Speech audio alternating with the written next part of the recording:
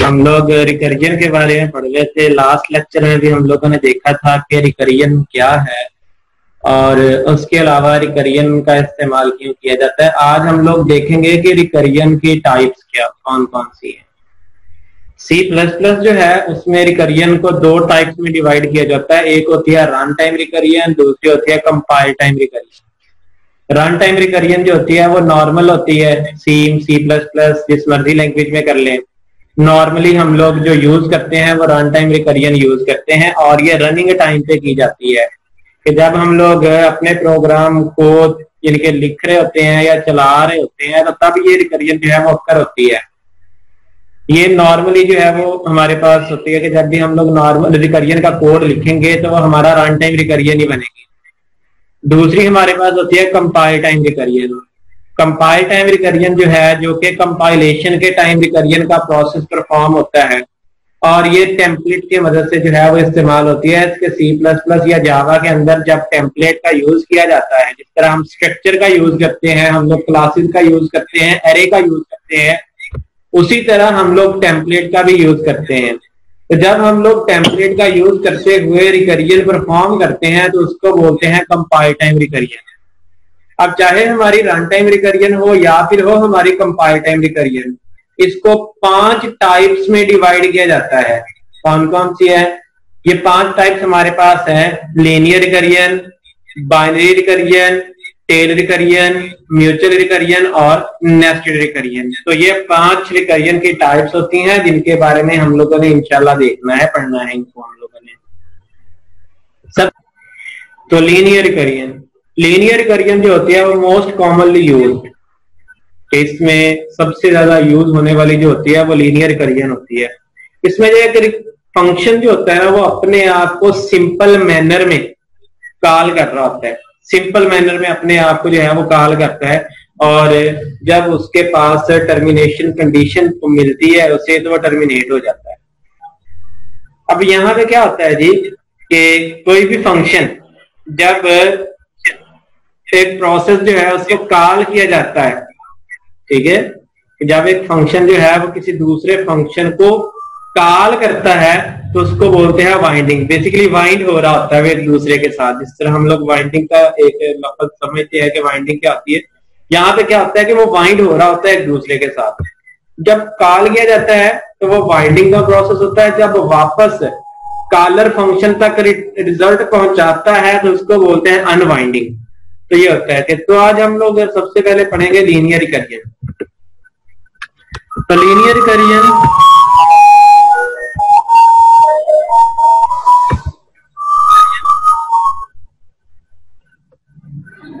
Simple रिकरियन होती है। उसके बाद ये most commonly used,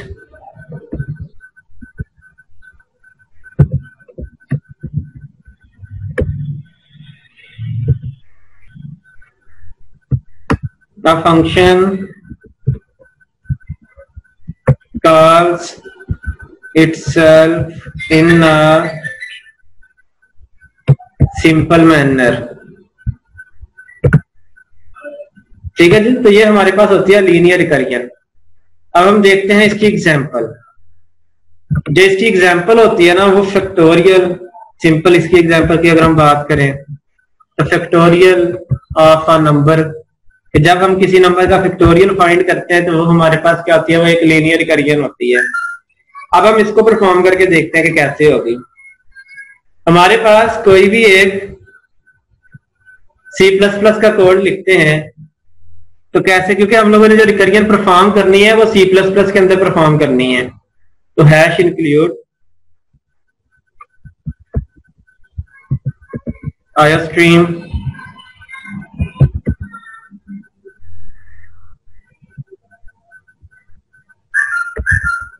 using namespace std int में हम लोग सिंपल जो है, सिंपल भी फैक्टोरियल हम लोग फाइंड करके देख चुके हैं कि कैसे फाइंड होगा। आज हम वही फैक्टोरियल जो है वो रिकरियन की मदद से परफॉर्म करके देखते हैं। वो फैक्टोरियल जो है वो रिकरियन की मदद से फाइंड करके देखेंगे।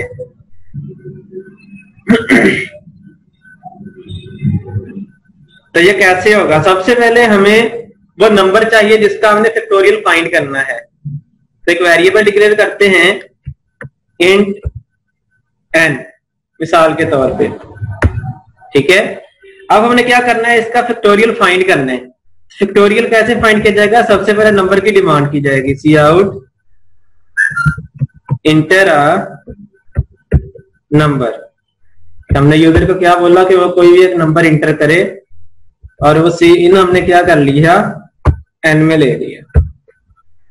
अब यहां तक का हमारा काम जो है वो सेम होता है जिस तरह हम सेम फैक्टोरियल फाइंड करते हैं, वहां तक, यानी कि यहां तक का काम जो है वो वही होगा। लेकिन अब क्योंकि हम लोगों ने काम करना है रिकरियन की मदद से। रिकरियन क्या होता है कि कोई भी एक प्रोसेस होता है जिसमें एक फंक्शन बार बार अपने आप को कॉल करवाता है। तो अब हमें क्या चाहिए, हमें चाहिए एक फंक्शन भी। तो हम क्या करेंगे, एक फंक्शन जो है वो डिक्लेयर कर लेंगे। अब फंक्शन कैसे डिक्लेयर किया जाता है? मैंने उसकी रिटर्न टाइप रख दी इंटीजर, नाम उसका रख दिया फैक्ट, और वो कोई भी इंटीजर टाइप की वैल्यू जो है वो रिसीव करेगा। अब ये हम लोगों ने यहां तक क्या कर दिया, हम लोगों ने फंक्शन की प्रोटोटाइप डिफाइन कर दी, कि फंक्शन को डिक्लेयर कर दिया। अब हमने क्या करना है, फंक्शन को कॉल करना है। फंक्शन को कॉल कैसे किया जाता है? फंक्शन का नेम लिखा जाता है। ये तो आ गया हमारा फंक्शन का नेम। अब ये फंक्शन का नेम जो है, ये फंक्शन जो है, ये देखे यहाँ पे कोई भी एक इंटीजर टाइप की वैल्यू जो है वो रिसीव कर रहा है। तब इंटीजर टाइप की वैल्यू हमने कौन सी पास करनी है? हमने n पास करना है, क्योंकि हम n के अंदर वो नंबर रिसीव कर रहे हैं जिसका फैक्टोरियल फाइंड करना चाहते हैं। तो ये हमारे पास हो गया जी कि फंक्शन कॉलिंग। अब यहाँ पे जरा गौर करें कि इस फंक्शन की रिटर्न टाइप जो है वो इंटीजर है। इसका मतलब है कि इसने कोई ना कोई एक इंटीजर वैल्यू रिटर्न करनी है। तो हम कैसे लिखेंगे, हम यहाँ पे वो वैल्यू रिसीव करेंगे। तो रिसीव हम किसी थर्ड वेरिएबल में भी कर सकते हैं, या फिर हम डायरेक्टली उसको क्या कर सकते हैं, डिस्प्ले भी करवा सकते हैं। तो मैं यहाँ पे इसको डायरेक्ट जो है वो डिस्प्ले करवाने लगा हूं, सी आउट फैक्टर ऑफ n। अब यहां तक हमारा काम जो हो गया कि फंक्शन कॉलिंग हमारी हो गई। अब आखिर में क्या आ जाएगा जी, रिटर्न 0। ये हमारा जो मेन फंक्शन हो गया, जिसके अंदर हमने एक अदद अपना मेथड जो है वो डिफाइन भी कर, डिक्लेयर भी कर लिया, और मैथ फंक्शन जो है उसको हम लोगों ने कॉल भी कर लिया। अब हम लोग इस फंक्शन को डिफाइन करेंगे कि फंक्शन डेफिनेशन में जाके। अब फंक्शन डेफिनेशन में क्या होगा, सेम जिस तरह हम लोगों ने फंक्शन डिक्लेयर किया वही चीज लिखी जाएगी। इंटीजर टाइप का फैक्ट, इंटीजर टाइप का ए।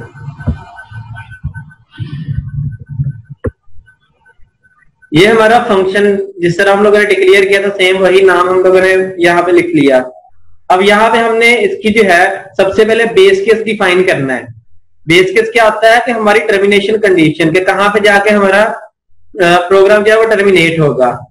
अब हमारी जो टर्मिनेशन कंडीशन बनती है ना इस प्रोग्राम में, वो बनती है 0 पे जाके, कि अगर तो हमारा नंबर जो है वो 0 हो तो इसका मतलब ये हुआ कि हमारा फैक्टोरियल जो है क्या है, 1 है। तो हमने चेक करना है कि क्या हमारा नंबर 0 तो नहीं है। इफ ए जो है वो डबल इक्वल्स टू 0 हो तो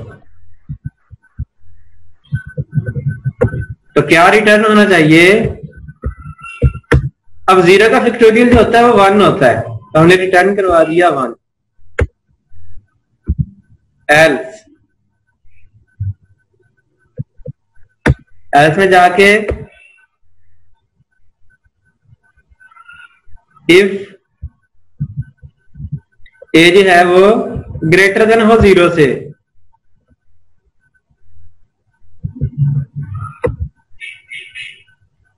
अगर हमारा ए जो है वो क्या हो, ग्रेटर देन हो 0 से, तो तब क्या होना चाहिए, रिटर्न तो हमने करना ही करना है।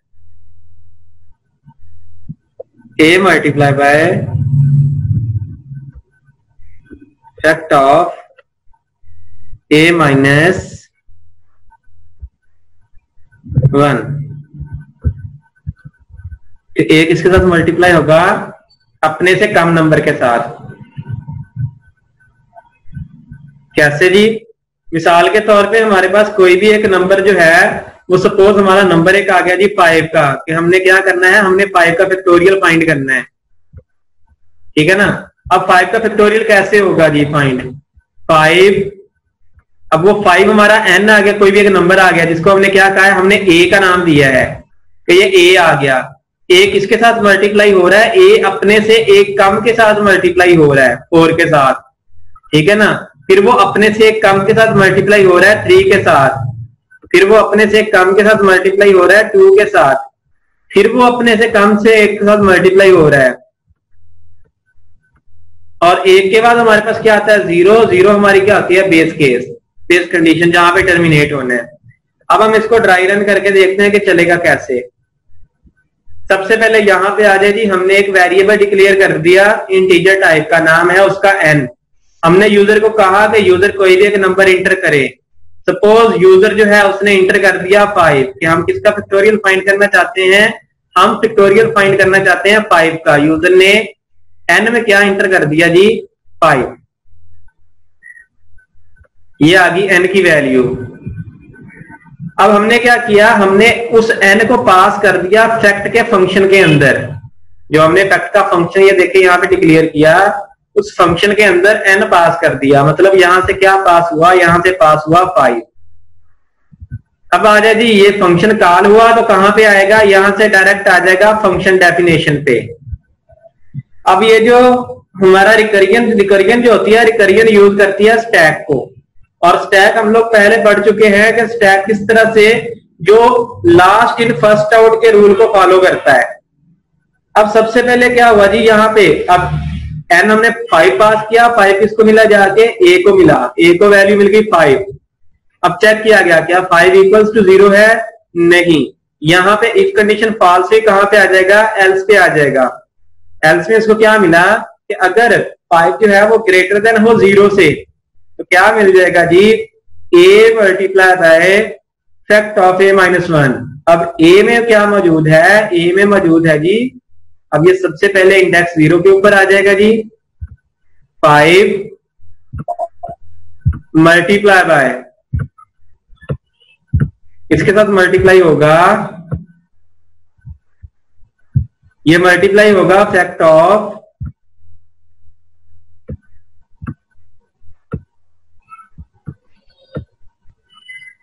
a minus 1। a के पास पहले 5 है, 5 माइनस 1 कितना मिल गया जी? 4।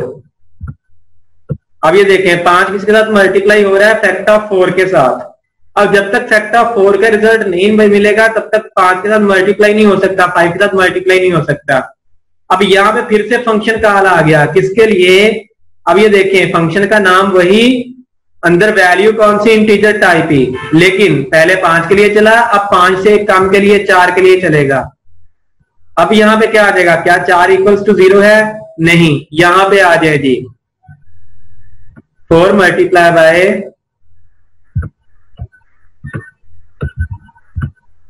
Fact of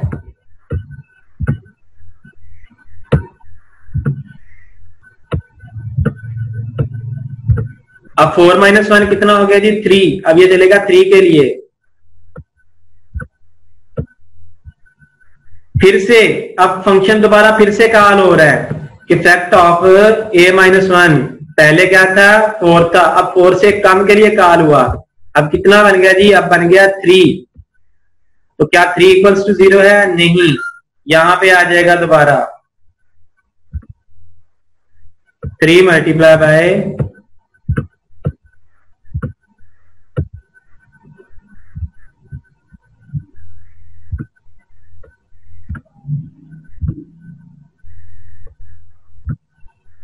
fact of 3 minus 1 के लिए, अब 2 के लिए चलेगा ये। अब फिर से चेक किया गया, क्या 2 इक्वल्स टू 0 है? नहीं। तो क्या हो जाएगा? 2 मल्टीप्लाई बाय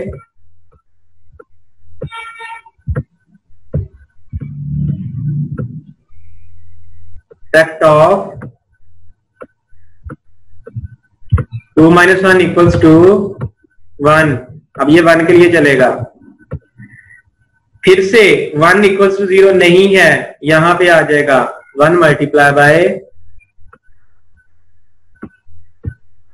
फैक्ट ऑफ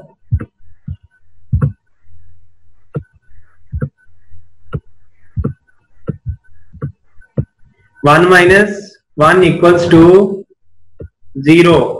अब ये देखें, ये जो फंक्शन कॉल कर रहा है ना, ये जो प्रोसेस हो रहा है फंक्शन कॉलिंग वाला, इसको बोलते हैं बाइंडिंग। अब ये बाइंडिंग हमारी कंप्लीट हो गई, हम अपनी बेस केस पे पहुंच गए, क्योंकि हमारा ए जो है वो 0 इक्वल्स टू 0 हो चुका। अब 0 जब इक्वल्स टू 0 हुआ, इसका मतलब क्या हुआ, यहां से क्या मिला, रिटर्न है 1। अब 1 मल्टीप्लाई बाय 1, क्या आंसर आ गया जी हमारे पास, 1 multiply by 1 is equals to 1। इसका फैक्ट ऑफ 1 का, अब फैक्ट ऑफ 1 का क्या आंसर मिला जी, 1 मिला। तो अब ये 1 मल्टीप्लाई होगा 2 के साथ। अब ये अनबाइंडिंग का प्रोसेस शुरू हो चुका। 2 1 कितना हो गया जी, 2। फिर से अब फैक्ट ऑफ 2 का क्या आंसर आया, 2 2 3 6। अब क्या आ गया जी, 4 multiply by fact of 3, factorial 3 का कितना आ गया जी, 6। 6 multiply by 4 is equals to 24। उसके बाद 5 किसके साथ मल्टीप्लाई होगा जी, 5 मल्टीप्लाई होगा 24 के साथ। 24 5 आर इक्वल्स टू 120। तो ये हमारा जो प्रोसेस जो है, अब ये सारा काम किसमें हो रहा है, बेसिकली ये सारा काम हो रहा है स्टैक के अंदर।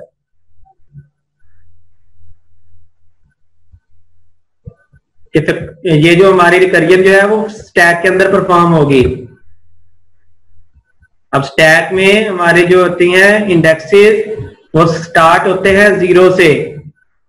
तो ये हमारा 0 इंडेक्स, ये 1 इंडेक्स, 2 इंडेक्स, 3 इंडेक्स और 4 इंडेक्स।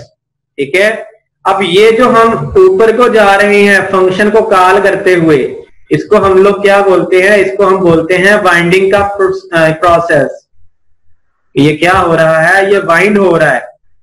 और जब हम वापस रिजल्ट लेके अपने कॉलर फंक्शन की तरफ वापस आ रहे हैं, ठीक है, जो फंक्शन कॉल किया हुआ जिसने, उसकी तरफ जब हम वापस मुड़ रहे हैं, उसको बोलते हैं अनबाइंडिंग। ये क्या हो गया जी, अनबाइंडिंग हो गया जी। तो ये हमारे पास जो है, ये रिकरियन के अंदर टोटली काम होता है कि अब ये देखें कि जब हमारा सारा कुछ हो गया, अब यहां से वापस रिजल्ट किसके पास जाएगा, इस फंक्शन के पास, फैक्टोरियल ऑफ n। क्या मिला इसको रिजल्ट, इसको रिजल्ट मिल गया जी 120। अब वो 120 जो है वो क्या हो जाएगा, वो स्क्रीन के ऊपर डिस्प्ले हो जाएगा। यहां पर तब तक वापस नहीं आएगा फंक्शन का, यानी कि जिस फंक्शन ने कॉल किया हुआ है, तब तक वहां पे हमारा कंट्रोल वापस नहीं आएगा, जब तक ये अंदर वाला सारा कुछ परफॉर्म नहीं हो जाता। तो ये सारा परफॉर्म होने के बाद यहां पे जाएगा। तो ये हमारा जो है, ये हमारे पास होती है लीनियर रिकरियन। लीनियर रिकरियन एक सिंपल रिकरियन है कि मोस्ट कॉमनली यूज होने वाली, कि सिंपल इस तरह से इसके अंदर हमारा टोटल काम होता है। इसमें अगर कोई आप लोगों को कोई चीज नहीं समझ आई तो वो आप लोग मुझसे पूछ लें। क्लियर है ये सारा? Yes sir.